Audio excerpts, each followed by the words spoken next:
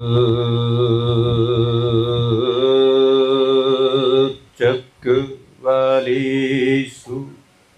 तत्र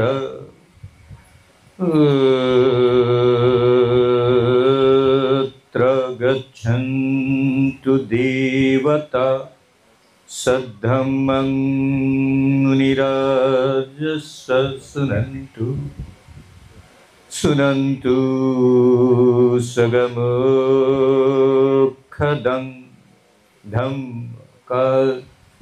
धम्मश्रवणकालो अयं बदन्ता धम्मश्रवणकालो अयं बदन्ता धम्मश्रवणकालो अयं बदन्ता। साधु साधु साधु। अशा प्रकारे कालकथित स्मृतिशेष दिवंगत गजानन लहू काशी यांचा जीवन प्रवासातील अंतिम संस्कारातील एक प्रकार मत्तक भक्त विधी संखारो वदंती बुद्धा वदंती धम्मा वदंती संघा। आपल्या परिवारातील ज्येष्ठ थोर प्रिय माता पिता यांच्या अंतिम प्रवासानंतर विधिवत निरोप देताना त्यांचं स्मरण करावं आणि पूजनीय भिक्खू संघ त्या श्रेष्ठ सूत्रवचनाचे वदन करेल आणि आम्ही परिशुद्ध चित्ताची एकाग्रता करून आमच्या कर्णपटलावर पडणारा प्रत्येक स्वर शब्द आणि गाथा ही 2500 वर्षापूर्वी स्वयंबुद्धाच्या मुखातून या जगाला मिळालेले हे वचन आपण श्रवण करीत आहोत।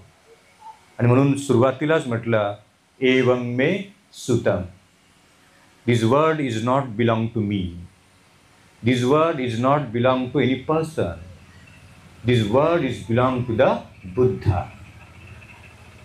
हे कोण्या शब्द व्यक्तीचे नाही, कोण्या भिक्खूचे नाही, ते थेट प्रत्येक आपला श्रवण केलेला शब्द कधीतरी स्वयंबुद्धाच्याच मुखातून या जगाला प्राप्त झाला। आणि म्हणून त्या शब्दाचं वदन करताना समग्र विश्वस्तरावरती जेवढे म्हणून अनंत भिक्खू आहे, 5-5 हजार भिक्खू एका मॉनेस्ट्रीत राहतात आणि जेव्हा ते सूत्र वदन करतात सकाळी 4:20 पहिलं सूत्रवदनाची गाथा अनुमोदित होते आणि म्हटल्या जाते एवं मे सुतम, ऐसे मैंने सुना है। हे शब्द माझे नाही, हे मी बोलत नाही, हे मी ऐकले आहे। कोणाकडून ऐकले? मी हे थेट स्वयंबुद्धाकडूनच ऐकले। एकं समयं भगवा सावधीय विहरती जेतवने अनाथ पिंडिकस्य आरामे लुंबिनस्य आरामे कुसिनारायस्य आराम। एक 84,000 बुद्धसूत्र स्वयंबुद्धाच्या मुखातून या जगाला मिळाले। काही सूत्र अति आनंद झाला तर बुद्ध म्हणाले हे सज्जना, या अति आनंदाच्या सोबत व्यवहार करताना जर संयम नसेल तर आनंदातही दुःख उत्पन्न होण्याची दाट शक्यता आहे। आता आनंद झाला, how to deal with happiness we should know. आनंदासोबत व्यवहार करताना जर समजलेच नाही तर बुद्ध म्हणाले त्या आनंदातही घात होण्याची दाट शक्यता आहे। कधी कधी आत्यंतिक टोकाचं दुःख झालं ते असहनीय आहे, ते सहन करण्याच्या पलीकडे आहे। अशा वेळेला त्याही दुःखावरती मात करण्याची ऊर्जा मिळण्यासाठी बुद्धाने how to deal with sorrow दुःखासोबत कसा व्यवहार करावा. आणि मग बुद्धाने सुंदर पद्धतीने या दोन शब्दामध्ये एक कॉमन शब्द आहे. आनंदही अनित्य आहे आणि दुःखही अनित्य आहे. या बाबांचा 1945ला जन्म झाला. जन्माला आल्याबरोबर या जगात दोन लोक अत्यंतिक सुखी होते, प्रसन्न होते. एक जन्म देणारी आई आणि जन्म देणारा पिता. या दोघांनी एवढं सुख जगात कोणालाच मिळालं नाही. अति आनंद. आणि 19/2/2025ला त्याच महापुरुषाच्या थोर पित्याच्या अंतिम प्रवासाने समग्र काशीद परिवारातील सांत थोर ज्यांच्या कर्णपटलावर ही बातमी आली, अत्यंतिक टोकाचं दुःखद जन्माला झालं. मग बुद्ध म्हणाले, जन्म आनंदाला जन्म देतो, मृत्यू दुःखाला जन्म देतो. आनंद 78 वर्ष राहिला आणि 78 वर्षानंतर त्याच जन्माच्या प्रारंभाला अंतिम टोक मिळाले आणि दुःखही जन्माला आले.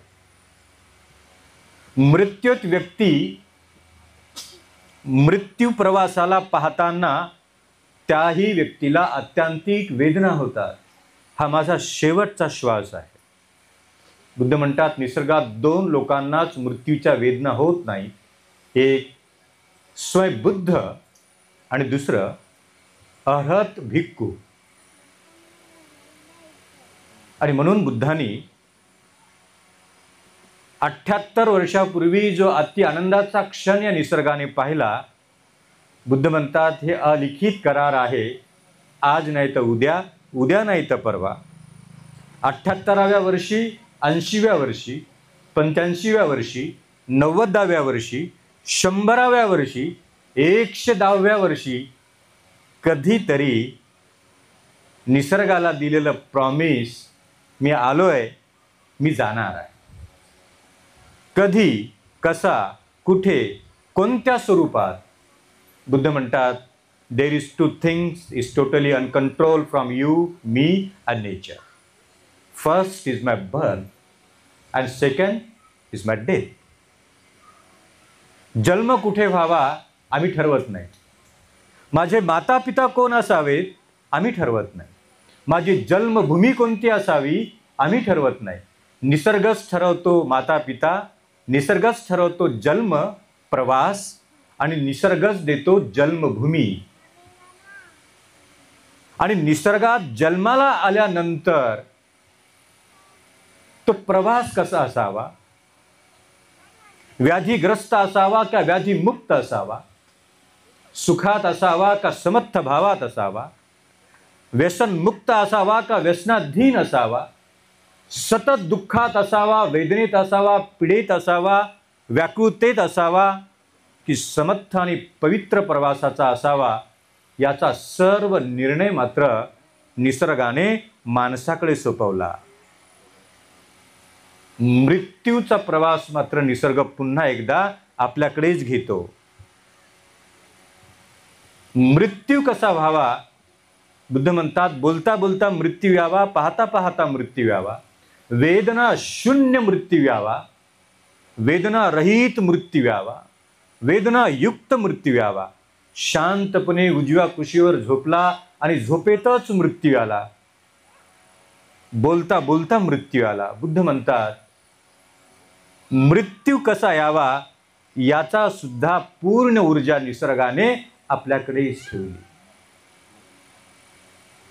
जीवनाच्या प्रवासात जन्म झाल्याचा प्रवास, मृत्यूचा प्रवास. बुद्ध म्हणतात, एका प्रवासाच्या प्रारंभाने अति आनंद मिळाला आणि एका प्रवासाच्या शेवटाने माणसाला अत्यंतिक टोकाचे दुःखही झाले. आणि मग बुद्ध उपदेश करतात, हे दोन्हीही टोक अनित्य आहेत, अनित्य आहेत. अनिच्छावत संखारो. जातीपि संखारो मरणंपि संखारो. जन्माचा संस्कारही दुःख आहे आणि मृत्यू सुद्धा दुःखच आहे. जन्म झाल्याबरोबर अंतिम प्रवासाचं भाष्य स्वीकारण्याची माणसाची तयारी नाही, म्हणून मनुष्य आनंद व्यक्त करतो. आणि 78 वर्ष जरी आपले वडील आपल्या सोबत राहिले तरी सुद्धा आपल्या 78, 80, 85 वर्षाच्या वडिलांच्या मृत्यूचा स्वीकार करण्याचा सामंजस्य, धाडस आणि धैर्य या जगात सामान्य माणसाला कधीच निसर्गाने दिलेले नाही. आम्ही म्हटलं की अजून बाबा 10 वर्ष जगले असते तर ते 88 वर्षाचे झाले असते.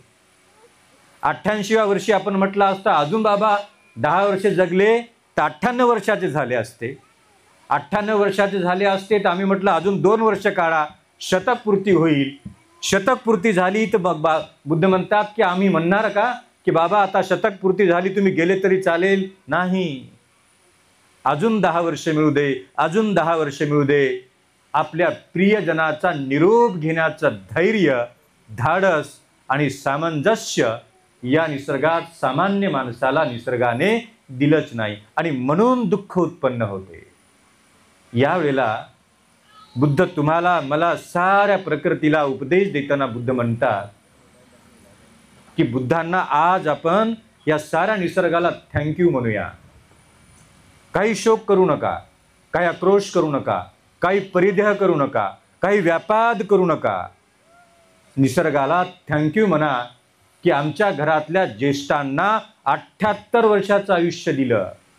हे निसर्गा, कित्येक लोकांना आपल्या वडिलांना पाहताच आले नाही, कित्येक लोकांना वडिलांची सेवा करता आली नाही, पाणी देता आलं नाही, भोजन देता आलं नाही, औषध देता आलं नाही, मला त्यांची सेवा करता आली नाही. कित्येक लोकांच्या आयुष्यात आपल्या थोर मातापित्यांच्या, पूजनीय मातापित्यांची सेवा करण्याचं पुण्य दिलंच नाही. निसर्गा, साधुवाद देतो मी तुला की माझ्या वडिलांना मी भोजन दिलं, मी वस्त्र दिलं, औषध दिलं, आजारपणात निरंतर सेवा केली आणि मृत्यू येईपर्यंत मी त्यांच्यासोबत बोलत होतो.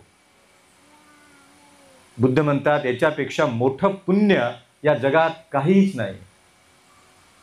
78 वर्षाचे वडील होईपर्यंत मी माझ्या वडिलांना 12च्या ठोक्याच्या आत त्यांना भोजन दिलं. बुद्ध म्हणतात मृत्यूनंतर काही कर्मकांड करायची गरज नाही. आयुष्यभर तुम्हाला हे प्रेरणा देत राहील की मृत्यू येईपर्यंत माझ्या भरलेल्या घरात माझ्या 78 वर्षाच्या वडिलांनी कधीच अन्नाची प्रतीक्षा केलीच नाही. अन्न तयार झालं तर पहिलं ताट मी माझ्या वडिलाला दिलं. बुद्ध म्हणाले त्या घरातल्या लोकांना मृत्यूनंतर एकही कर्मकांड करायची गरजच नाही. त्यांच्या वडिलांनी मृत्यूच्या अगोदर स्वर्ग पाहिला. मृत्यू येईपर्यंत या भरलेल्या घरात मला कधी अन्न द्या म्हणायची मला वेळच आली नाही. इकडे 12चा ठोका वाजला की माझ्या पुढ्यात जेवण मिळालं, भोजन मिळालं, मरेपर्यंत मिळालं. बुद्ध म्हणाले आता बंगल्याच्या टेरेसवर जाऊन भोजन ठेवायची गरजच नाही, फोटोच्या समोर भोजन ठेवायची गरजच नाही, स्मशानात भोजन घेऊन जाण्याची गरजच नाही.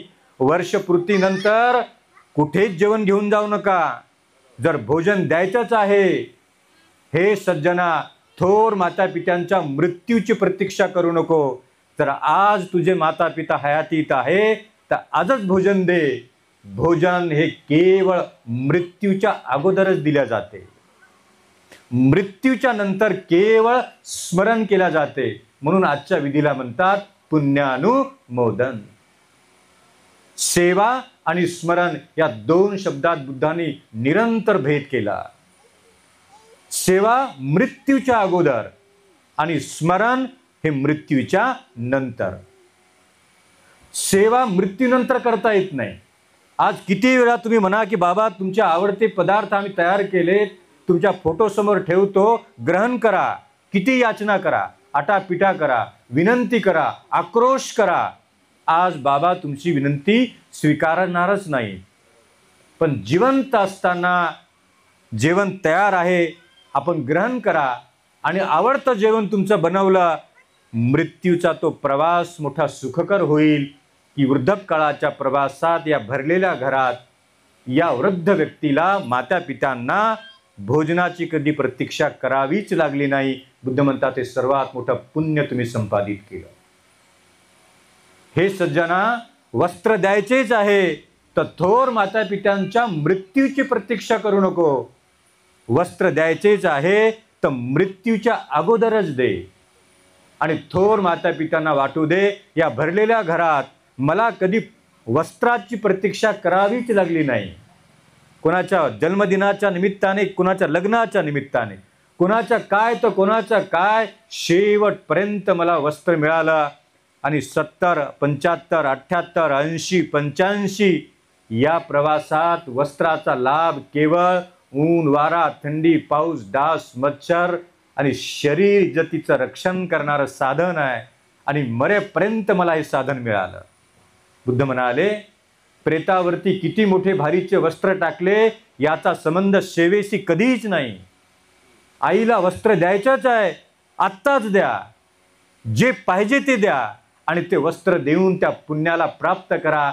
आणि तुम्ही दिलेलं वस्त्र जिवंत असणारी आई परिधान करेल आणि तिला इतकी शांती मिळेल की या भरलेल्या घरात मला वस्त्राची प्रतीक्षा करायची गरजच नाही. भरलेलं घर आहे, साधन संपत्ती आहे, पैसा आहे, नातू पुतू मुले आहेत आणि अंगावरचं वस्त्र जर जीर्ण झालं तर बुद्ध म्हणाले या भरलेल्या घरात मला वस्त्र मिळत नाही. या अत्यांतिक टोकाच्या जेव्हा वेदना उत्पन्न होतात त्यालाच लोक नरक म्हणतात. मृत्यूनंतर नरक नाही, मृत्यूनंतर यातना नाही, मृत्यूनंतर वेदना नाही, मृत्यूनंतर स्वर्ग नाही. ज्या घरात भरलेल्या घरात थोर माता पित्यांना शेवटपर्यंत मी वस्त्र देत राहिलो, बुद्ध म्हणाले ते लोक कोणताच कर्मकांड करणार नाहीत, कारण मी माझ्या आई आणि वडिलांना जिवंत असताना पाहिजे ते वस्त्र देत राहिलो आणि त्याने ते परिधान केलं. हे सर्वात मोठं पुण्य आहे. थोर माता पित्यांच्या प्रवासात, वृद्धकाळाच्या प्रवासात जरासं जरी मला समजलं तर मी एक क्षणाचा विलंब न करता माझ्या थोर माता पित्यांना हॉस्पिटलाइज केलं. मी औषध दिलं, मी दिलंच नाही, मी त्यांच्या आजारपणात आतोनात सेवा केली. बुद्ध म्हणतात आजारपणात केलेली सेवा हे मृत्यूच्या अगोदर केलेलं समर्पण आहे. औषध द्यायचेच झाले तर आजारपणातच देता येईल, मृत्यूनंतर औषध देता येत नाही, मृत्यूनंतर हॉस्पिटलाइज करता येत नाही, मृत्यूनंतर कोणत्याच प्रकारची सेवा करता येत नाही. या भरलेल्या घरात मला हॉस्पिटलाइज करा म्हणायचीच वेळ आली नाही. मृत्यू येईपर्यंत मला आजारपणात अनंत सेवा केली. बुद्ध म्हणतात आज जरी मृत्यू आला तर ती माणसं मृत्यूला भयभीत होत नाही. ज्या घरात वृद्धकाळाच्या प्रवासात वेळेवर भोजन मिळालं, वेळेवर वस्त्र मिळालं, वेळेवर औषध आणि सेवा मिळाली, ते म्हणतात हे मृत्यू, हे मरणा जेव्हा यायचं तेव्हा येऊ दे, मी समाधिस्थ आहे, काही अपूर्ण नाही, माझं चित्त अतृप्त नाही.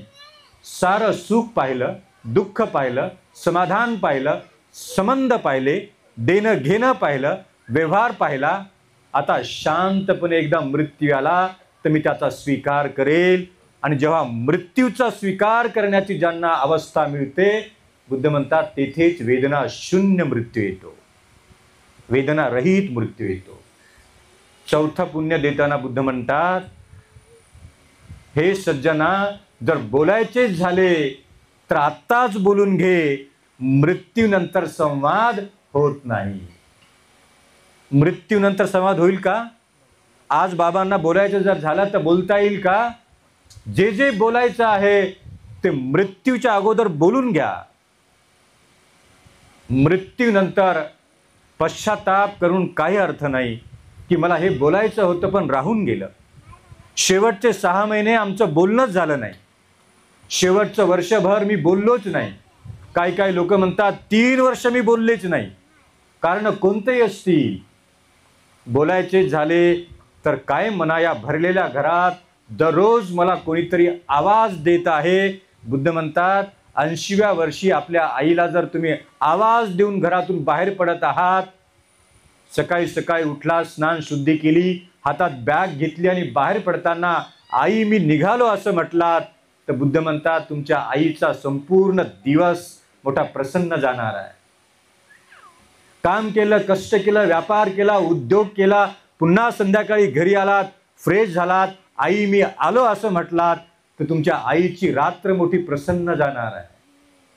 एक वेळचं भोजन नाही मिळालं तरी चालेल, पण या भरलेल्या घरात मला जाताना आणि आल्यानंतर प्रत्येक जण आवाज देतो.